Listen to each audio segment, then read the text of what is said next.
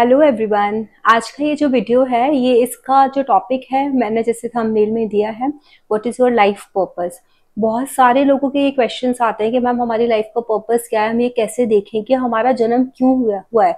मतलब जब भी हम स्पिरिचुअल ग्राउंड पे थोड़ा सा आगे बढ़ते हैं ना, तो हमारे अंदर एक एक क्वेश्चन आता ही है कि what is the purpose of this life, हमारा जन्म क्यों हुआ है। क्योंकि हमको देखो एक चीज बताई जाती है, बचपन से मुझे मेरे घर में ये चीज सिखाई गई कि हमको हमारे जो कैरेक्टरिस्टिक्स है ना उनको कभी ऑल्टर नहीं करना चाहिए दूसरों को देख करके। क्यों?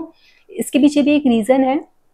रीजन ये है कि जब भी हम पैदा होते हैं ना, तो किसी एक स्पेसिफिक बिहेवियर पैटर्न के साथ पैदा होते हैं, या फिर किसी एक हैबिट के साथ पैदा होते हैं, या हमारा एक नेचर होता है किसी के भी साथ इंटरेक्ट करने का या चीजों को देखने का। हमारा एक नजरिया होता है, हमारा परसेप्शन होता है, और हर इंसान का एक होता है। सबकी एक ही नाक है, दो ही आंख है, दो कान, एक फेस, ठीक है, एक मुंह, सबका एक है कि सबकी शक्लें अलग हैं। इसी तरीके से हर किसी के बिहेवियर पैटर्न भी अलग हैं। हम लोग जब किसी को देख करके अपने पैटर्न को चेंज कर लेते हैं, अपने बिहेवियर पैटर्न को चेंज करके सोचते हैं कि सामने वाला अगर इस तरीके से बिहेव कर रहा है तो हमको भी सामने वाले के साथ वैसे ही बिहेव करना चाहिए, क्योंकि this is the right way. क्योंकि हम कब तक टॉर्चर होंगे ना, हम भी सीख लेते हैं वो और उस तरीके से हम बिहेव करने लगते हैं। लेकिन मेरा मानना भी ये है कि हम जब इस दुनिया में आए हैं ना, तो हमको एक स्पेसिफिक नेचर के साथ ईश्वर ने क्यों भेजा। कोई तो कारण होगा कि हम सामने वाले से अलग है। हर हर इंसान अलग है, कोई इंसान एक जैसा नहीं है इस दुनिया में, क्योंकि हर इंसान के लाइफ लेने का या इस जीवन में आने का एक अलग अलग पर्पस है। तो हम अपने इस पर्पस को कैसे पहचानेंगे? और देखो, जब भी हम ऑल्टर करते हैं ना अपने किसी भी बिहेवियर पैटर्न में या अपने सिस्टम में जो ईश्वर ने हमको इनबिल्ट करके दिया है, उसमें जब हम ऑल्ट्रेशन करने लगते हैं ना, तो हमारे लिए लाइफ में वही सबसे बड़ी प्रॉब्लम बन जाती है कि हम अपने लाइफ का जो पर्पस है उसको मीट आउट ही नहीं कर सकते। क्योंकि हमको हमारा पर्पस अचीव करने के लिए या हमारा पर्पस पूरा करने के लिए ईश्वर ने हमको ऑलरेडी कुछ समझा करके भेजा या कुछ सिखा करके भेजा पहले से हमारी सोल को। वही आदतें, वही बिहेवियर पैटर्न हमको दिया, लेकिन हमने दूसरों को देख करके ऑल्टर कर लिया। तो जब हमारा टाइम आएगा उस पर्टिकुलर पर्पस को पूरा करने के लिए, तो हम वो पर्पस पूरा कर ही नहीं सकते हैं। क्यों? क्योंकि हमारे पास अभी वो कैरेक्टरिस्टिक्स ही नहीं रही, हमने उसको दूसरों को देख करके ऑल्टर कर लिया। ये तो सबसे बड़ा भ्रम है। दूसरा जो सबसे इंपॉर्टेंट पार्ट है, दैट इज राहु। हमारी कुंडली में बोलते हैं ना, राहु और केतु, ये जो दो शैडो प्लैनेट्स है ना, ये बहुत इंपॉर्टेंट रोल निभाते हैं। मैंने अपने पहले के वीडियो में बताया कि राहु हमारी जड़ है, राहु डीएनए है कि हम कहाँ से आए हैं। हमारी जो जर्नी है that is shown by Ketu. हमारा केतु ये बताता है कि केतु केतु हमारा डीएनए है, हम कहाँ से आए हैं। केतु ने हमको वो बताया, हमारा पर्पस लाइफ का क्या होगा वो राहु बताता है। केतु हमारी रूट से, केतु ने हमको ये बताया कि आपकी ये जड़ें हैं, आप यहाँ से आए हो और आपको आपकी जड़ों से जुड़े रहना है, ये आपकी डीएनए है। और राहु हमको ये बताता है कि जिस हाउस में राहु बैठा हुआ है, जहां राहु की पोजीशन है, you have to accomplish your this life purpose is here towards this house, जहां भी वो राहु बैठे हुए हैं। अब आपको ये कैसे पता चलेगा कि आपके जो राहु बैठे हुए हैं उस हाउस से रिलेटेड आपके क्या पर्पस है? पहले सबसे इंपॉर्टेंट बात है ये समझना है कि राहु और केतु की अपनी इंडिविजुअल कोई राशियां नहीं होती हैं। राहु और केतु जिस राशि में भी बैठ जाते हैं ना, वो उसी राशि के ट्रेट्स को ले लेते हैं, उसी राशि के जैसे बन जाते हैं। तो मतलब जो राहु अगर आपका मंगल में बैठ गया, मतलब मंगल की किसी भी राशि में 8 नंबर में या 1 नंबर पे कहीं पे बैठ गया, तो आपको उसका डिस्पोजिटर देखना है। मतलब राहु किसी भी, देखो जैसे बोला जाता है ना कि 6 हाउस का राहु बहुत अच्छा होता है, या उपाचय भाव जो हमारे होते हैं उनके राहु बहुत अच्छे होते हैं। 3, 6, 10, 11 का राहु बहुत अच्छा होता है। लेकिन अगर मैं बोलती हूँ 3, 6, 10, 11 के राहु हैं, अगर राहु सपोज 3rd हाउस में बैठे हुए हैं या 6th हाउस में, बहुत स्ट्रॉन्ग पोजीशन मानी जाती है, 6th हाउस में बैठे हुए हैं, लेकिन अगर उनकी राशि मंगल की है, ठीक है, और मंगल 7th हाउस में जाकर के बैठ गए, उनके डिस्पोजिटर अगर सपोज या 1 नंबर की राशि में, 8 नंबर की राशि में 6th हाउस में वो बैठे हुए हैं, तो उनके डिस्पोजिटर मंगल हो गए। मंगल जाकर के 7th हाउस में बैठ गए, तो 7th हाउस के लिए मंगल जिस जगह पोजीशन उनको मिली है, दैट इज अ मरण कारण स्थान, ठीक है। अब जब कोई प्लैनेट मरण कारक स्थान में बैठ गया, वो प्लैनेट खुद ही परेशान है, साथ में वहां पर शनिदेव भी बैठ गए, तो मैलेफिक प्लैनेट के साथ इन्फ्लुएंस में आ गया। तो आप ये बताओ कि ये राहु आपको अच्छे रिजल्ट 6th हाउस के कैसे दे देगा? नहीं दे सकता। तो इसके लिए राहु का प्लेसमेंट जो बोलते हैं ना कि हमारे इस भाव में खराब है, लग्न में है खराब है, सेकंड हाउस में, राहु का प्लेसमेंट कहीं भी किसी भी हाउस में खराब नहीं होता। सबसे इंपॉर्टेंट है राहु का डिस्पोजिटर देखना। डिस्पोजिटर मतलब राहु जिस राशि में बैठे हुए हैं, मतलब आप जिस भाव में आपके में राहु बैठे हैं, आप ये देखो उसमें कौन सा नंबर लिखा हुआ है, मतलब वो राशि है। अब उस राशि के, हर राशि के एक लॉर्ड होते हैं। अब आप ये देखो कि वो राशि के लॉर्ड किधर जाकर के बैठे हैं। तो सबसे पहली चीज तो क्या है कि आपके राहु 12 घर हैं हमारी कुंडली में, तो 12 में से किसी एक ही घर में बैठे होंगे। तो वो तो आपका लाइफ का पर्पस राहु ने आपको दिया कि this is a life purpose. ठीक है, आप अगर सपोज मेरे राहु 9th हाउस में अगर इनकेस ऑफ बैठे हुए हैं, मरण कारक स्थान है राहु के लिए वो 9th हाउस, और राहु 9th हाउस में आकर के सपोज बैठ गए। अब राहु आपको ये तो बता रहे हैं कि आपका जो पर्पस है वो 9th हाउस से रिलेटेड, मतलब रिलीजियस जो एक्टिविटीज होंगी, आपके फादर की तरफ, आपके गुरु की तरफ जो एक्टिविटीज होंगी उनसे रिलेटेड है। लेकिन राहु जिसकी राशि में बैठे हुए हैं वो राशि बहुत इंपॉर्टेंट है। सपोज राहु मरकरी के साइन में बैठ गए हैं, वहां पर आकर के 6 नंबर की राशि है, मरकरी की पोजीशन क्या है, मरकरी किस हाउस में जाकर के बैठे हुए हैं, तो ये बता रहा है कि ये राहु की एनर्जी आपको इस लाइफ पर्पस में किस हाउस की तरफ लेके जाएगी, आपकी एनर्जी किधर जाएगी, 9th हाउस से वो एनर्जी किधर जाएगी। तो आपको वो सीखना है कि आप अपनी पहले एनर्जी देखो कि आपका वो डिस्पोजिटर किधर गया है। जहां पर राहु बैठे हुए हैं, वो राहु वाला जो प्लैनेट है, जिस राशि में राहु बैठे हैं, उस राशि के लॉर्ड किधर गए। अगर वो राशि के लॉर्ड, सपोज हम लोग एग्जाम्पल लेते हैं, अगर राहु किसी भी भाव में आपके में बैठे हुए हैं, ठीक है, और अगर वो राहु के लॉर्ड जिस राशि में मतलब राहु बैठे हुए हैं, उस राशि के लॉर्ड आपके लग्न में जाकर के बैठ जाते हैं, लग्न मतलब आपका फर्स्ट हाउस, वहां जाकर के बैठ गए, और वहां अगर वो बहुत अच्छी पोजीशन में है, वहां बेनिफिक्स के साथ एसोसिएट हो गए, जैसे जुपिटर का एस्पेक्ट आ गया और वीनस के साथ आके बैठ गए, या वीनस का एस्पेक्ट आ गया, या फिर वो अपनी उच्च अवस्था में बैठ गए। सपोज एक एग्जाम्पल लेते हैं, राहु जिस राशि में बैठे हुए हैं वो राशि आप सोचो मंगल है, मंगल किधर उच्च चुके होते हैं 10 नंबर में, मतलब कैप्रिकॉर्न में उच्च चुके होते हैं। आपका 10 नंबर का लग्न है और मंगल जाकर के लग्न में बैठ गए हैं, और वहां पर उनको लग्न पर 5th एस्पेक्ट, 9th एस्पेक्ट आपका जुपिटर का उनके ऊपर आ रहा है, या वीनस का 7th एस्पेक्ट आ रहा है। तो आपके ये क्या हो गए, जो राहु का डिस्पोजिटर है ये शुभ स्थिति में आ गया। तो शुभ स्थिति में आने की वजह से आपके जो कर्म है, आपका जिस भाव में राहु बैठा हुआ है उस भाव के रिजल्ट्स और आपके फर्स्ट हाउस की तरफ उसकी एनर्जी जा रही है।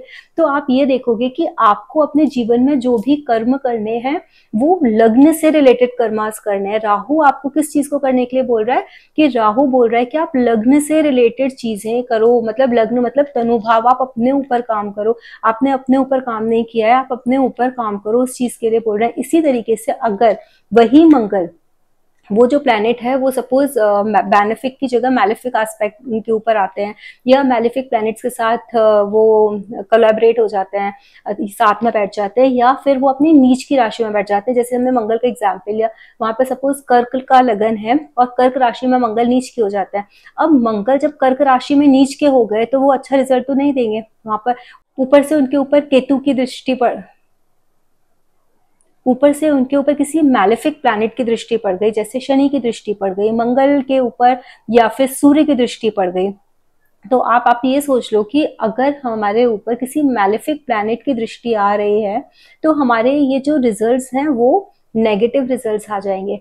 अब आपको इसकी रेमेडी देखनी पड़ेगी। आप बोलोगे कि अब इसकी रेमेडी क्या है, तो इसकी रेमेडी क्या है कि आपके राहु का डिस्पोजिटर जिस भी भाव में बैठा हुआ है, अगर वो बेनिफिक एस्पेक्ट्स के साथ है, उच्च की राशि में या स्वराशि में जाकर के बैठ गए हैं, कोई मतलब ऐसे एस्पेक्ट, आपको ऐसा पोजीशन मिल रही है उनके डिस्पोजिटर की कि जो बहुत स्ट्रॉन्ग है कुंडली में, या फिर वो वर्गोत्तम होगा, नवांशा में भी सेम राशि में जाकर के बैठे हुए हैं, तो वो आपको क्या देंगे, आपको पॉजिटिव इम्पैक्ट देंगे आपकी लाइफ में। राहु का जो डिस्पोजिटर है, क्योंकि वो एनर्जीज हैं आपकी लाइफ में, क्योंकि देखो राहु है वो कर्म कारक है, आपको क्या कर्म करने हैं। जिस तरीके से शनि देव कर्म कारक है, इसी तरीके से राहु भी हमको हमारे कर्मों की तरफ अग्रसर करते हैं। राहु ही है जो हमारे जीवन में भ्रम पैदा करता है। हमने एक काम स्टार्ट किया, उसके बाद फिर राहु हमारे अंदर भ्रम लालच पैदा करेगा, बोलेगा हम दूसरा करें, फिर हम तीसरा करें। जो एम्बिशन है ना आगे बढ़ने की जो एक्सपेंशन है, दैट इज राहु। तो राहु हमको और आगे कर्म करने के लिए प्रेरित करते हैं। तो राहु ही हमारे जन्म का कारण है। क्योंकि देखो, केतु को अगर हम ये बोलते हैं ना कि सेल्वेशन है, मोक्ष है, मुक्ति, मतलब हमारी अंतिम यात्रा केतु है। तो हमारी इस जीवन में आने की जो यात्रा है ना, जो कहाँ से शुरू होती है, वो राहु से शुरू होती है। क्योंकि राहु हमको इस तरीके के कर्मों में डाल देते हैं और डालने के बाद वो हमको बाध्य करते हैं कि हम वापस से उस कर्म के चक्कर में फंस जाएं और हम फिर से रीबर्थ के साइकिल में चले जाएं। तो ये राहु का काम है। अब जब हमको ये पता है कि हमारे राहु का जो डिस्पोजिटर है that is not in a right position, it is not giving a positive results, तो आप ये देखो कि उसकी जो रेमेडी है ना वो वहीं छुपी है। उनका जो प्लैनेट है, जो डिस्पोजिटर है, जिस भाव में बैठा है, आपको उस भाव के कारक को पकड़ना है। फर्स्ट हाउस के कारक तत्व क्या है, आप उनको पकड़ो, उसमें जो उनका डिस्पोजिटर है वो पकड़ो और उसके हिसाब से उसको पॉजिटिव करने की आप कोशिश करो। That is a remedy of that particular dispositor, या फिर वो जो प्रॉब्लम है उसकी है। अब इसी तरीके से राहु का जो डिस्पोजिटर है वो सेकंड हाउस में चला जाता है। ये फर्स्ट हाउस की बात की मैंने, सेकंड हाउस में चला गया, मतलब राहु की एनर्जी किधर जा रही है, जिस हाउस में भी बैठे हैं उस हाउस के अलावा राहु सेकंड हाउस की तरफ जा रहे हैं। तो जो मोह माया रहेगी या हमको जो हमारी लाइफ में करने के लिए इच्छाएं रहेंगी, वो किस किस तरफ रहेंगी, हमारे सेकंड हाउस की तरफ रहेंगी, हमारे कुटुंब की तरफ रहेंगी, हमारे बैंक बैलेंस की तरफ रहेंगी, मनी और हमारी वेल्थ एक्यूमुलेशन की तरफ रहेंगी, हमारी वाणी की तरफ रहेंगी कि हम किस तरीके का बोल रहे हैं, क्या कर रहे हैं, कितना एक्यूमुलेट कर रहे हैं। क्योंकि वो वाणी का भाव भी है, धन का भाव भी है, हमारा कुटुंब का भाव भी है। तो अब आप ये देखोगे कि अगर वहां जो राहु के डिस्पोजिटर जा रहे हैं वो अगर पॉजिटिव है या बेनिफिक प्लैनेट्स के साथ हैं, बहुत अच्छे हैं, तो आपको ना घर अच्छी फैमिली मिलेगी, आपका बर्थ एकदम संपन्न परिवार में होगा, फैमिली का प्यार भी मिलेगा, सपोर्ट भी मिलेगा, वेल्थ एक्यूमुलेशन भी बहुत होगा, वाड़ी से भी आप अच्छे होगे। लेकिन वही डिस्पोजिटर अगर उनका मैलेफिक प्लैनेट्स के साथ बैठ जाता है, या अपनी नीच की राशि में बैठ जाता है, या शत्रु राशि में बैठ जाता है, या उनके ऊपर मैलेफिक प्लैनेट्स की दृष्टि होती है, तो ये जस्ट ऑपोजिट सेकंड हाउस के जो चीजें मिलनी चाहिए थी, परिणाम मिलने चाहिए थे, उन सब चीजों से रिलेटेड प्रॉब्लम्स क्रिएट करने लगते हैं। कुटुंब से प्रॉब्लम होगी, परिवार से प्रॉब्लम होगी, परिवार से नहीं बनेगी, इंसान बोलने में अच्छा नहीं होगा, गलत बोल देगा सामने वाले को, किसी को भी, हालांकि इंटेंशन हो सकता है ऐसा ना हो कि खराब बोला है, लेकिन फिर भी इंसान खराब बोल जाता है। क्योंकि अब वो उनकी राहु की एनर्जी उसी तरीके की जा रही है, प्लैनेट्स का ही ये सारा खेल है। अब इसके बाद आप देखोगे कि अगर राहु का जो डिस्पोजिटर है थर्ड हाउस में गया, तो थर्ड हाउस किस चीज का होता है, हमारे पराक्रम का होता है। तो राहु की जो एनर्जी है वो आपको क्या चीज करने के लिए प्रेरित कर रही है, आपको बोल रही है कि आप सेल्फ एफर्ट से आगे बढ़ोगे। अब यही वापस से सेम आती है, अगर बेनिफिक एस्पेक्ट से चीजें अच्छी हैं तो क्या होगा, प्लेनेट अच्छी पोजीशन में, मतलब शुभता लिए बैठा हुआ है, तो क्या होगा कि आप जिस काम में भी हाथ डालोगे आपका काम सक्सेसफुल हो जाएगा, आप जो भी काम करने चाहोगे आपके काम बन जाएंगे। लेकिन उल्टा अगर इसका छोटे बहन भाइयों के साथ आपकी बनेगी, क्योंकि हमारे सिबलिंग्स का, नेबर्स के साथ आपकी पटेगी। लेकिन अगर यहीं पर ये कोई मैलेफिक प्लैनेट आ जाता है या उसके एस्पेक्ट में मतलब आ जाता है ये जो इसका डिस्पोजिटर है वो, या फिर वो अपनी शत्रु राशि में, नीच की राशि में बैठ जाता है, तो ये, या फिर वो अपने मरण कारक, सपोज जुपिटर आके बैठ गए, तो जुपिटर के लिए, जुपिटर खुद अपनी जब दृष्टि डालते हैं तो उनकी दृष्टि अमृत दृष्टि होती है, लेकिन थर्ड हाउस में जुपिटर मरण कारक भाव है उनका, वो मरण कारक अवस्था में होते हैं। तो जुपिटर अगर थर्ड हाउस में आके बैठ जाएंगे तो वहां पर वो अच्छे रिजल्ट्स नहीं देंगे, क्योंकि वो इनका मरण कारक स्थान है। तो इसी तरीके से हमको प्लैनेट्स के मरण कारक स्थान पर भी ध्यान देना चाहिए कि जो डिस्पोजिटर कहीं अपने मरण कारक स्थान पर तो नहीं जाकर के बैठ गया है, या फिर वो किसी बेनिफिक प्लैनेट के साथ है या मैलेफिक प्लैनेट के साथ है, तो उसी तरीके के रिजल्ट्स ये ऑफर करेंगे। इसी तरीके से अगर राहु का डिस्पोजिटर फोर्थ हाउस में जाकर के बैठ गया और शुभ है, तो आपको घर भी मिलेगा, गाड़ी भी मिलेगी, माँ का सुख भी मिलेगा, कंफर्ट भी मिलेगा, सब कुछ मिलेगा, पब्लिक इमेज भी आपकी अच्छी होगी, मेंटल पीस आपका बहुत अच्छा होगा। लेकिन इसके ऑपोजिट हो गया तो इन सारी चीजों में माँ से नहीं बन रही है, प्रॉब्लम आ रही है, घर बनाने में परेशानी आ रही है, गाड़ी खरीदने के लिए नहीं हो रहा है, कंफर्ट नहीं है, लग्जरी नहीं है, लाइफ में सुख नहीं है, उस तरीके की प्रॉब्लम्स आपको फेस करनी पड़ेंगी। सेम अगर आपका राहु का डिस्पोजिटर फिफ्थ हाउस में आया, तो फिफ्थ हाउस किस चीज का होता है, आपके लव अफेयर का होता है, आपके पढ़ाने का घर, पढ़ने का घर होता है ना। स्टूडेंट के लिए हम देखते हैं फिफ्थ हाउस अध्ययन का भाव है, और उसके बाद आप देखो कि आपके संतान का भाव है, आपकी क्रिएटिविटी का भाव है, आपके मंत्रों का जो उच्चारण है वो आपका फिफ्थ हाउस है। फिफ्थ हाउस आपकी फ्यूचर प्लानिंग है। फिफ्थ हाउस किसी एस्ट्रोलॉजर के लिए उसका प्रेडिक्शन है, तो किस उनका फिफ्थ हाउस डिपेंड करता है कि वो किस तरीके के प्रेडिक्शंस करेंगे। तो फिफ्थ हाउस के जो भी एस्पेक्ट है, अगर आपका राहु का डिस्पोजिटर फिफ्थ हाउस में जाकर के बैठा है और वो शुभ अवस्था में, तो आपके फिफ्थ हाउस किससे रिलेटेड जो भी आपको परिणाम होंगे वो सब अच्छे मिलेंगे। जैसे कि आपके बच्चों की तरफ से आपको कोई स्ट्रेस नहीं रहेगा, आपकी फ्यूचर प्लानिंग का, क्योंकि हाउस है हमारा फिफ्थ हाउस, आप बहुत अच्छे से फ्यूचर प्लानिंग कर लोगे, आपकी एजुकेशन में कोई रुकावट नहीं आएगी, क्योंकि एजुकेशन का हाउस भी है फिफ्थ हाउस।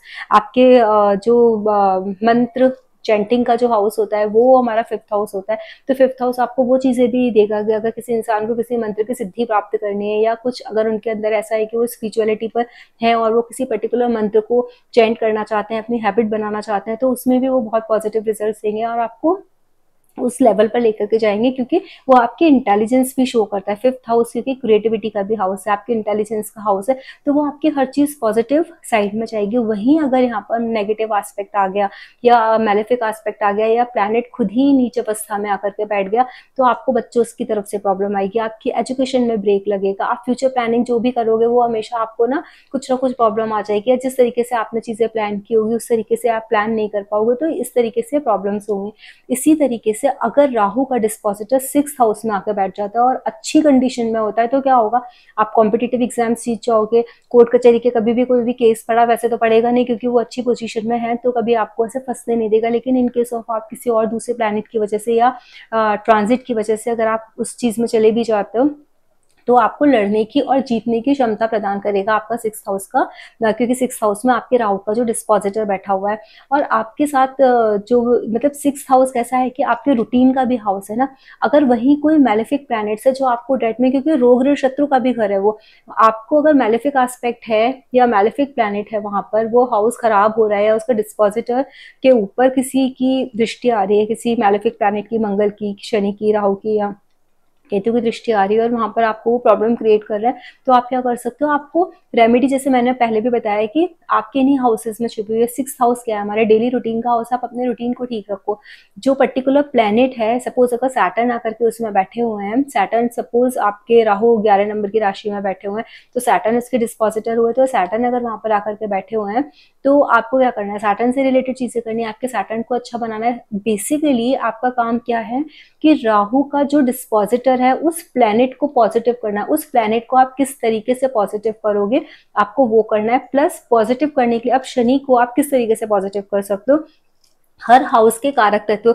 अब एक ही रेमेडी तो शनि के लिए नहीं चल सकती या मंगल के लिए, किसी भी प्लैनेट के लिए एक रेमेडी नहीं चल सकती। क्यों? क्योंकि डिपेंड करता है कि वो किस हाउस में जाकर के बैठे हुए हैं, किस राशि में बैठे हुए हैं, अग्नि तत्व में बैठे हुए हैं, जल तत्व में बैठे हुए हैं, या फिर वो आपके पृथ्वी तत्व में जाकर के बैठे हुए हैं। तो आपको ये चीजें भी चेक करनी होगी। तो ये चीजें कैसे चेक करोगे आप, अगर आपको मैंने जैसे मेरे पहले के वीडियोस है उसमें मैंने बताया है कि कौन सी राशि अग्नि तत्व की है, कौन सी पृथ्वी तत्व की है, कौन सी जल तत्व की है।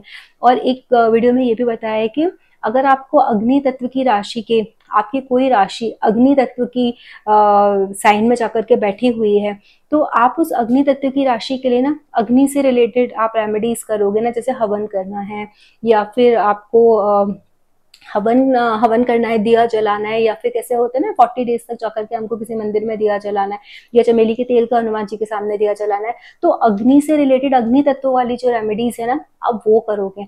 जल तत्व की रेमेडीज है तो जल प्रवाह वाली आप रेमेडीज करोगे। अगर वायु तत्व की राशि में बैठी हुई है तो वायु तत्व की राशि में आप ना मंत्र चैंटिंग करोगे। मंत्र चैंटिंग से आप वायु तत्व की राशि को वो कर सकते हो। जल तत्व हो गया, पृथ्वी तत्व की राशि बचती है, उसके बाद पृथ्वी तत्व की राशि के लिए जमीन में गाड़ देना, या फिर कोई भी चीज कहते हैं ना कि हम लोग इसकी रूट में, इस पेड़ की रूट में गाड़ के आ जाओ, या फिर कोई स्टोन पहन लो, कोई ब्रेसलेट पहन लो, कोई क्रिस्टल पहन लो, जेम स्टोन्स की जो होती है, यंत्र होते हैं हमारे मेटल्स के, वो पहन लो, वो क्योंकि यंत्र हमारे पृथ्वी से निकले होते हैं ना मेटल, तो इसीलिए वो पृथ्वी तत्व की है। तो उस तरीके की राशियां के अकॉर्डिंग आपको वो रेमेडीज करनी है अगर रिक्वायर्ड है तो। अदरवाइज जो बेस्ट ऑप्शन वो है कि आप अपने कार्य प्रणाली में, मतलब आपका जो डेली रूटीन है, आपके अपने रूटीन में या अपनी पर्सनालिटी में, आप उस प्लेनेट से रिलेटेड, जो प्लेनेट की एनर्जी क्या बोलती है, क्या कहती है, उस तरीके की चीजों को अपनी पर्सनालिटी में लेकर के आ जाए, तो वो बेस्ट रेमेडी है।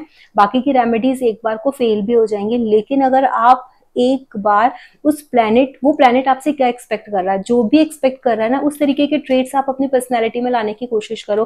देखो, दवा किसी को अच्छी नहीं लगती है, जब भी हम बीमार होते हैं ना तो हमको मेडिसिन लेनी पड़ती है, कड़वी होती है, इंजेक्शन लगवाना पड़ता है, किसी को पसंद नहीं, ना बीमार होना पसंद है और ना ही मेडिसिन लेना पसंद है, ना इंजेक्शन लेना पसंद है। लेकिन हम बीमार हुए, बीमार होना मतलब हमारा वो पर्टिकुलर टाइम आया, वो दशा अंतरदशा चली, हमको वो प्रॉब्लम्स आई, तो हम चाहें या ना चाहें खुशी खुशी करो, रोके करो, दवा लेकर के ही तो ठीक करना है ना। तो उसी तरीके से आपकी हैबिट्स वो नहीं है, बट आपको पता है कि this is a remedy, this is a solution of my problem, then you have to imbibe the energy of that particular planet. जैसे शनिदेव है, शनिदेव आपसे क्या कहते हैं, मेहनत करो। मरकरी क्या कहता है आपसे, आप अच्छे से अपनी घर की जो बेटियां हैं उनके साथ अच्छे से बिहेवियर करो। जुपिटर क्या कहता है, जुपिटर कहता है ज्ञान का कारक है ना, ज्ञान बांटो, क्यों अपने तक समेट के रखा है, क्यों सींच के रखा है। मंगल आपको क्या कहता है कि हर किसी की फिजिकल लेबर का कारक है ना, आप हर किसी की मतलब एकदम फिटनेस के साथ किसी की भी हेल्प करने के लिए तैयार हो, जब भी आपको जरूरत पड़ती है तो आप किसी के लिए भी रेडी रहो, तुरंत की तुरंत उसकी हेल्प कर दो। वीनस क्या करता है, वीनस कहता है कि अगर किसी को रुपए पैसे से जरूरत है, आपको किसी की दवाइयों की जरूरत है, किसी के इलाज की जरूरत है, तो आप उसका इलाज करा दो। सैटर्न का भी मैंने बताया, सैटर्न कहता है मेहनत करो, ठीक है। तो इसी तरीके से हर प्लैनेट के कारक तत्व आप लोगों को पता है, तो अपने कारक तत्व के हिसाब से उस पर्टिकुलर प्लैनेट की जो एनर्जी है उसको एम्बाइब कर लो अपनी पर्सनालिटी में, वो ड्यूरेशन के लिए, तो आप उस प्रॉब्लम से काफी हद तक बाहर निकल आओगे। उसके बाद आता है कि अगर राहु का डिस्पोजिटर 7th हाउस में बैठा हुआ है, तो 7th हाउस आपको पता है कि हमारे स्पाउस का हाउस है, हमारे बिजनेस का हाउस है, हमारी पब्लिक इमेज का हाउस है। तो वो क्या बताता है कि अगर वो प्रॉपर है, मतलब पॉजिटिव है, अपनी उच्च की राशि में बैठा हुआ है, स्व राशि में बैठा हुआ है, किसी बेनिफिक एस्पेक्ट के द्वारा, मतलब किसी प्लैनेट के द्वारा देखा जा रहा है, बेनिफिक प्लैनेट के द्वारा, तो वो आपको अच्छे रिजल्ट देगा। अब अच्छे रिजल्ट देगा तब तो आपको कोई प्रॉब्लम नहीं है। लेकिन वही प्लैनेट अगर आपको मैलेफिक एस्पेक्ट के साथ है या नेगेटिव रिजल्ट्स ऑफर कर रहा है, तो आपको क्या करना है, आपको आपका प्लैनेट देखना है, हाउस देखना है, उसके अकॉर्डिंग आपको अपना बिहेवियर चेंज करना है। हो सकता है जब भी ये मैलेफिक इफेक्ट्स देते हैं, डिस्पोजिटर जो राहु का जब 7th हाउस में आता है, ये मैरिजेस में ब्रेक करा देता है, हस्बैंड वाइफ में प्रॉब्लम्स करा देता है, एक्स्ट्रा मैरिटल अफेयर्स करा देता है, एक दूसरे के साथ मिलते, मतलब हमारा ये नहीं मिलता, चीटिंग करा देता है बिजनेस पार्टनर्स में एक साथ। तो चीटिंग है तो वो चीटिंग हस्बैंड वाइफ आपस में कर दें, या फिर उनका बिजनेस पार्टनर कर दे एक दूसरे के साथ, मतलब अपने बिजनेस पार्टनर के साथ आप कर दो, तो उस तरीके की एनर्जी से, या फिर आप पब्लिक के साथ चीटिंग कर रहे हो, तो उस तरीके से आपको आपकी एनर्जीज वो बता रहा है। तो आपको क्या करना है, आपको पता है ना कि जब ये डिस्पोजिटर हमारा नेगेटिव है, ये सारी चीजें करा रहा है, तो आपको मालूम है कि you have to stop yourself. आपको पता है जहां जो चीज गलत है, जो नहीं करनी चाहिए, विरुद्ध है, और ये प्लैनेट्स बोल रहे हैं कि हम ये कराएंगे, हम ये ऑफर करने आए हैं, तो आपको आपका बुद्धि विवेक इसीलिए तो दिया हुआ है, आप उसको अप्लाई करो और आप उसको ट्राई करो कि आप अपने आप को, जब पता है कि आपके साथ ये चीजें आपके प्लैनेटरी पोजीशन की वजह से हो रही, क्योंकि अगर एक बार उस तरीके की चीजें खराब कर ली आपने, क्योंकि राहु तो खराब करवाएगा ही, अगर क्योंकि वो मेलेफिक प्लैनेट्स के साथ है, तो वो तो खराब करवाएगा, आपको वापस से कर्म के बंधन में डालेगा। आपको कर्म के बंधन से निकलना है तो आपको अपने बुद्धि को और अपने विवेक का प्रयोग करना पड़ेगा। इसी तरीके से अगर किसी का राहु का डिस्पोजिटर 8th हाउस में आकर बैठ गया, अब 8th हाउस सबको पता है शोक का घर है, ऑब्स्टेकल्स का घर है, ट्रांसफॉर्मेशन का हाउस है, ऑकल्ट का हाउस है, उससे सडननेस का हाउस है, अचानक से चीजें हो जाती हैं, हमारा आयु भाव भी वही है। तो आप 8th हाउस से रिलेटेड अब आपका डिस्पोजिटर आकर के बैठ गया, तो अब आप ये सोच लो कि अगर पॉजिटिव है तो आपको क्या देगा, सडन मनी गेन दे देगा, ठीक है, आपकी लाइफ में बड़े बड़े ट्रांसफॉर्मेशन आ जाएंगे पॉजिटिव वे में। लेकिन अगर यही नेगेटिव है ना, तो ये नेगेटिव ही आपको क्या करेगा, ट्रांसफॉर्मेशन तो लाएगा लेकिन गलत तरीके से लाएगा। तो आप क्या करो, you have to understand, you have to think कि ठीक है, अगर हमारी लाइफ में ये प्रॉब्लम्स आई हैं तो ठीक है, अगर चेंज है तो एडेप्टेबिलिटी रखो, चेंजेस को एक्सेप्ट करने की एक जो होती है ना हमारे अंदर एक उसको क्या बोलते हैं, जैसे कि कोई भी लाइफ में सिचुएशन आई, हम उसको एक्सेप्ट करने की एक अपने अंदर एक जब वो रखो कि अगर कोई भी लाइफ में सिचुएशन आ रही है, हमारा राहु का डिस्पोजिटर 8th हाउस में जाकर के बैठा हुआ है, which is going to ask us about the changes, तो उस चेंज को बहुत पॉजिटिविटी के साथ एक्सेप्ट करो और आगे बढ़ो। वही उसका एक सोल्यूशन है, अदरवाइज और उसका कोई सोल्यूशन है नहीं, क्योंकि या तो आप परेशान हो गए, अच्छा है तब तो कोई प्रॉब्लम ही नहीं है, लेकिन अगर वो मेलेफिक प्लैनेट्स के साथ है, खराब है, तो आपको ना अचानक से आपकी या तो जॉब में प्रॉब्लम आ जाएगी। डिपेंड करता है कि राहु आपका किस हाउस में बैठा हुआ है, क्योंकि उस हाउस के रिजल्ट्स भी मैटर करेंगे वो टाइम में, ठीक है। तो जब उस हाउस के रिजल्ट्स मैटर कर रहे हैं, अगर सपोज किसी की जॉब में प्रॉब्लम आ रही है, किसी के फैमिली लाइफ में प्रॉब्लम आ रही है, किसी की प्रॉपर्टी में प्रॉब्लम आ रही है, किसी की हाँ कोई लीगल इश्यूज में प्रॉब्लम आ रही है, तो आपकी वो जो प्रॉब्लम आ रही है, अब आपका जो डिस्पोजिटर है, जो प्लैनेट है जो 8th हाउस में आके बैठा है, try to make that particular planet positive. वो प्लैनेट आपसे क्या डिमांड कर रहा है, उस प्लैनेट को अच्छा करने के लिए आप क्या कर सकते हो। जैसे मैंने अभी इससे पहले बताया है कि शनि को आप करने के लिए आपको मेहनत करनी है, मंगल को करने के लिए क्या करना है, वीनस को करने के लिए क्या करना है, तो आप वो सारी चीजें अपने बिहेवियर पैटर्न में अडेप्ट करो और चेंजेस के लिए रेडी रहो। इसी तरीके से अगर राहु का डिस्पोजिटर 9th हाउस में आकर के बैठ गया, तो वो आपको क्या बोल रहा है, राहु आपको बोल रहा है 9th हाउस की तरफ, मतलब स्पिरिचुअलिटी की तरफ, रिलीजियस एक्टिविटीज की तरफ, ज्ञान की तरफ, ट्रैवल की तरफ। आपको आप ना उस टाइम में ना बहुत ज्यादा रिलीजियस एक्टिविटीज करना आपको मन करेगा करने का, क्योंकि आपका वो प्लैनेट वहां पर बैठा हुआ है डिस्पोजिटर 9th हाउस में, उसकी दशा या अंदर दशा चल रही है, तो you will become very spiritual.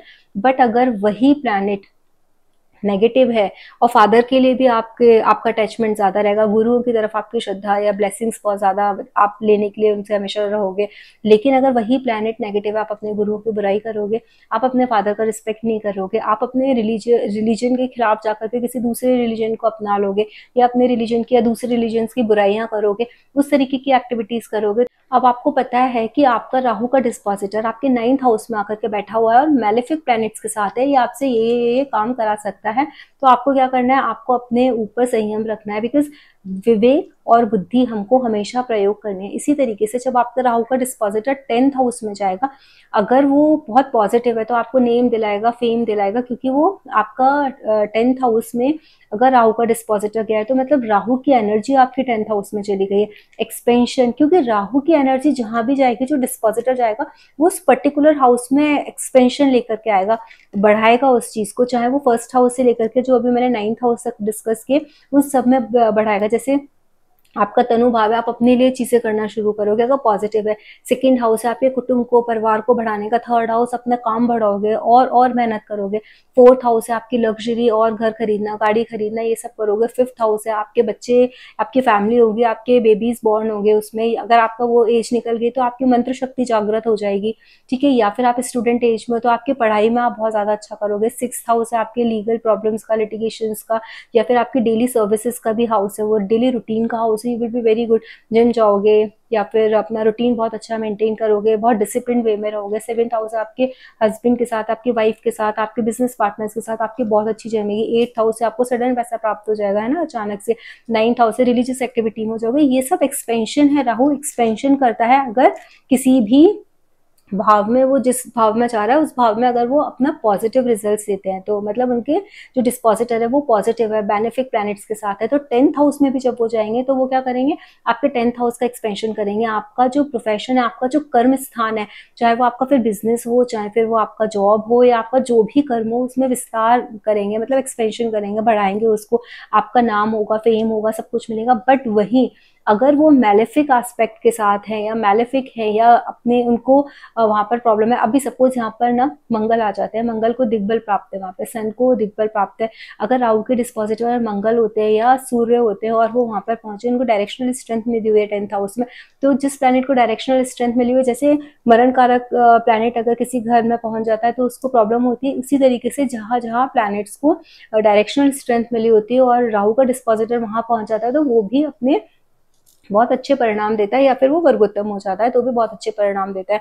तो यहाँ पर अगर वो अच्छा है तो अच्छे रिजल्ट देगा, लेकिन अगर खराब हो गया तो आपको जॉब में प्रॉब्लम आ जाएगी, आपका नाम खराब हो जाएगा। आपने इतनी मेहनत की है लेकिन आपका क्रेडिट कोई और ले जाएगा। आपने बहुत ज्यादा काम किया, ऑफिस में सब कुछ किया, सारे स्लाइड्स बनाए, सारा प्रेजेंटेशन बनाया, सब कुछ किया, किसी दूसरे ने उसका क्रेडिट ले लिया, आपके बॉस ने क्रेडिट ले लिया। तो इस तरीके की प्रॉब्लम्स आपको फेस करनी पड़ेंगी अगर वो डिस्पोजिटर आपका मैलेफिक एस्पेक्ट में है या फिर नेगेटिव रिजल्ट्स दे रहा है या शत्रु राशि में बैठा हुआ है। तो इसी तरीके से जब राहु का डिस्पोजिटर 11th हाउस में जाकर के बैठेगा, तो 11th हाउस किस चीज़ का हाउस है? बड़े बड़े इंस्टीट्यूशंस का, हमारे बड़े बहन भाइयों का, हमारे फ्रेंड सर्कल का, सोशल सर्कल का हमारा हाउस है। तो जब अगर वो पॉजिटिव आपको रिजल्ट्स ऑफर कर रहा है उसका डिस्पोजिटर, तो आपके बड़े भाई से बनेगी। आपको गेन्स का हाउस है, आपका डिजायर फुलफिलमेंट का हाउस है, आपकी सारी डिजायर्स फुलफिल होंगी, आपको आपका सोशल सर्कल बहुत अच्छा होगा, आप बड़े बड़े लोगों में उठोगे बैठोगे, ठीक है। आपको बड़े इंस्टीट्यूशंस पे जॉब वगैरह जो करनी है आप वहां जा सकते हो। आपको जो भी आपकी डिजायर है ना, आपकी सारी डिजायर अकम्प्लिश हो सकती है अगर आपका डिस्पोजिटर पॉजिटिव काम कर रहा है तो। लेकिन अगर वही डिस्पोजिटर आपका नेगेटिव काम कर रहा है तो क्या होगा? आपकी कोई डिजायर पूरी नहीं होगी, बड़े भाई से या बहन से पटेगी नहीं आपकी, सोशल सर्कल भी आपका इतना सिंक हो जाएगा, आपको समझ में ही नहीं आएगा कि लोग मेरे साथ पर्टिकुलर, अभी तक तो सब अच्छा चल रहा था, सडनली क्या होगा, मेरे साथ लोग इस तरीके का बिहेव क्यों करने लगे, या मेरा नाम क्यों खराब होने लगा। आपको कभी बड़े लोगों में उठना बैठना वो मिलेगा ही नहीं, आपकी डिजायर डिजायर रह जाएगी, लेकिन आप कभी उस तरीके की चीजें कर नहीं पाओगे, क्योंकि राहु का डिस्पोजिटर तो वहां गया है, वो डिजायर लेके गया है वो कि इसको ये चीजें चाहिए, क्योंकि हर हाउस के पॉजिटिव और नेगेटिव हर चीज है ना। तो जो पॉजिटिव पार्ट्स है, राहु तो डिजायर है, उसको तो हर चीज बड़ी बड़ी चाहिए, सब कुछ उसको चाहिए, लेकिन वो नहीं मिल रहा है तो उससे क्या होगा ना, आत्मा तड़पेगी। तो फिर इंसान क्या करता है कि अपने उस चीज को जो उसको चाहिए उसके लिए ना उल्टे पुल्टे काम भी करने लगता है, अलग तरीके के कर्मों में भी इन्वॉल्व हो जाता है। तो वही तो राहु है, राहु हमको भ्रमित कर देता है, हमको समझ में नहीं आता है, हम अपनी इच्छाओं की पूर्ति के लिए थोड़े से ना अपनी इंद्रियों पे संयम नहीं रख पाते हैं, अपने विवेक पर विवेक का प्रयोग नहीं कर पाते, तो उस वक्त क्या होता है, राहु हमसे वही उसी तरीके के कर्म करा देता है जो वापस से हमको साइकिल में लेके आ जाता है। तो ये मैलेफिक इफेक्ट है 11th हाउस में अगर राहु का डिस्पोजिटर जाता है, तो फिर हम उस चीज के लिए गलत संगत में बैठ जाते हैं, है ना। गलत तरीके से हम ना उस जगह पहुंचने की कोशिश करते हैं अपने डिजायर्स अकम्प्लिश करने के लिए। जैसे किसी को डिजायर है कि मेरे पास बड़ी गाड़ी हो, ज्यादा पैसा हो, कुछ भी, उसको पाने के लिए क्या करेगा, क्योंकि फ्रेंड सर्कल का हाउस है तो वो गलत तरीके की संगति में चला जाएगा, क्योंकि राहु देखो स्मगलिंग भी है ना, अल्कोहल भी है, तो इस तरीके के काम में भी इंसान इन्वॉल्व हो सकता है ना, ड्रग्स वगैरह की जो स्मगलिंग होती है उसमें, या फिर कुछ और इलीगल जो एक्टिविटीज है उसमें जा सकता है, क्योंकि उसको अपनी डिजायर फुलफिल करने के लिए कोई भी तरीका अपनाना है। तो ये वापस से हमारा बुद्धि और विवेक वहां पर काम करता है कि हमको क्या करना चाहिए। अगर हमारा तो राहु हमको ये करवा रहा है, हमारे प्लैनेट की पोजीशन हमको ये करा रही है, बट हमको क्या करना है क्या नहीं करना है ये हमको डिसाइड करना है। इसी तरीके से जब राहु का डिस्पोजिटर 12th हाउस में जाता है, तो देखो 12th हाउस हमारे लॉसेस का हाउस है, जेल का हाउस है, हमारे ड्रीम्स का हाउस है, मेडिटेशन का भी हाउस वही है, मोक्ष का भी घर वही है, तो अभी हमारे दान का भी घर वही है। तो हमारा हॉस्पिटलाइजेशन, जेल हो गया, ये सब चीजें ना कैसी है, लॉसेस हो गए, ये नेगेटिव है। अगर हमारा राहु का डिस्पोजिटर 12th हाउस में चला जाता है, 12th हाउस में जाकर के अगर वो बेनिफिक है और अच्छे रिजल्ट्स दे रहा है, तो आपको क्या होगा, आपको दान धर्म की, आपको चैरिटी करने की, आपको चीजों को लेट गो करने की, क्योंकि लेट गो का भी हाउस है, आपको इतना ज्यादा मैटर नहीं करेगा कोई भी चीज, किसी ने कुछ भी बोल दिया तो आपको पता है you have to maintain your mental peace, you have to balance, bring balance into your energy. तो आप क्या करोगे, आप लेट गो कर दोगे, आप ध्यान ही नहीं दोगे, आप बोलोगे जाने दो, ये इसका काम है, ये जो कर रहा है उसको करने दो, मुझे कुछ फर्क नहीं पड़ता, आप भूल जाओगे। फॉरगिवनेस का जो हाउस है ना, that is also 12th house. अच्छी नींद का जो, क्योंकि स्लीपिंग का हाउस हमारा ना, सोना, हमारा बेड प्लेजर भी हमारा 12th हाउस है, तो अच्छी स्लीप देना, क्वालिटी स्लीप देना, वो भी 12th हाउस का काम है। तो मेडिटेशन करना इज ऑल्सो 12th हाउस। तो अगर प्लैनेट बेनिफिक है जो वहां पर 12th हाउस में गया है, आपको पॉजिटिव रिजल्ट्स ऑफर कर रहा है, तो आपको ये सारी चीजें होंगी। Whereas if the planet is not working in a positive way, it is working in a malefic, मतलब it is affected by the malefic planets और sitting along with the malefic, मतलब मैलेफिक प्लैनेट्स के साथ बैठा हुआ है या फिर उनसे एस्पेक्टेड है, तो क्या करेगा वो आपको नेगेटिव इफेक्ट्स, मतलब उसके रिजल्ट्स ऑफर करेगा। जेल का, मतलब जेल जाने का जैसा कुछ नौबत आ जाएगी, कुछ ऐसा काम हो जाएगा हमसे, राहु, क्योंकि राहु का डिस्पोजिटर है ना, तो राहु ऐसा कुछ ना कुछ करवा देगा कि हो सकता है हमको जेल जाना पड़े। जैसे कि अगर आपका राहु 11th हाउस में बैठा हुआ है और उसका डिस्पोजिटर 12th हाउस में बैठ गया है, अब राहु बैठा हुआ है, डिस्पोजिटर 12th हाउस में बैठ गया है, सैटर्न के साथ बैठ गया है या फिर मार्स के साथ बैठ गया है, तो आपको क्या होगा, या सन के साथ बैठ गया है, तो क्या होगा ना, मेलेफिक एस्पेक्ट, मतलब मेलेफिक प्लैनेट्स के साथ कंजंक्ट हो गया, या इनमें से किसी का उसके ऊपर एस्पेक्ट आ जाए, तो क्या होगा उसमें, आपका संगति की वजह से आपने शायद कुछ ऐसी एक्टिविटी कर दोगे कि जेल की आपको हवा खानी पड़ जाए, या फिर आपको आपकी रात की नींद उड़ जाए, स्लीपिंग डिसऑर्डर की प्रॉब्लम हो जाए, और ये भी हो सकता है कि आपको हॉस्पिटलाइजेशन हो जाए, बीमार हो जाओ, क्योंकि राहु का डिस्पोजिटर गया है, क्योंकि राहु के डिस्पोजिटर में राहु राहु क्या है, राहु खुद से कुछ नहीं कर सकता।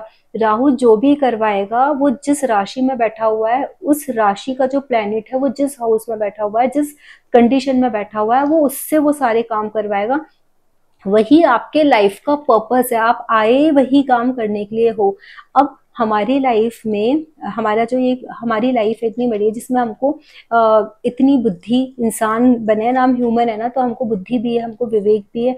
तो ये इंसान को ये इतनी बुद्धि ईश्वर ने इसीलिए प्रदान की है कि जब आप कुछ भी काम करो ना, उससे पहले एक बार सोच लो कि ये कर्म सही है या गलत है, और ये हमको कहाँ जाकर के हमको लेके, मतलब क्या हमको रिजल्ट इसके देगा, हमको क्या भुगतना पड़ेगा। अगर हम शॉर्ट टर्म सोच करके आज हम पैसे के लिए या फिर किसी भी चीज के लिए कुछ गलत कर्म कर लेते हैं, मटेरियलिस्टिक चीजों को पाने के लिए इंसान बेसिकली करता है, तो वो कुछ गलत कर्म कर लेता है। या फिर बहुत सारे लोग होते हैं उनको मटेरियलिस्टिक डिजायर नहीं होती, उनको नेम की होती है, फेम की होती है, कि मेरा नाम हो, मेरा फेम हो, उसके लिए कर लेते हैं। लेकिन उससे क्या मिलने क्या वाला है, लाइफ स्पेन तो बहुत थोड़ा है सबका, और उस लाइफ स्पेन को अगर आप वाइसफुली देख करके, सोच के, समझ के आप जियोगे, तो आप अपनी लाइफ में इस कर्म के जो बंधन है ना, जो लाइफ साइकिल है, इसका जीना है मरना है, जीना है मरना है। केतु आपको सेल्वेशन देते हैं, राहु आपके लाइफ के कारण होते हैं।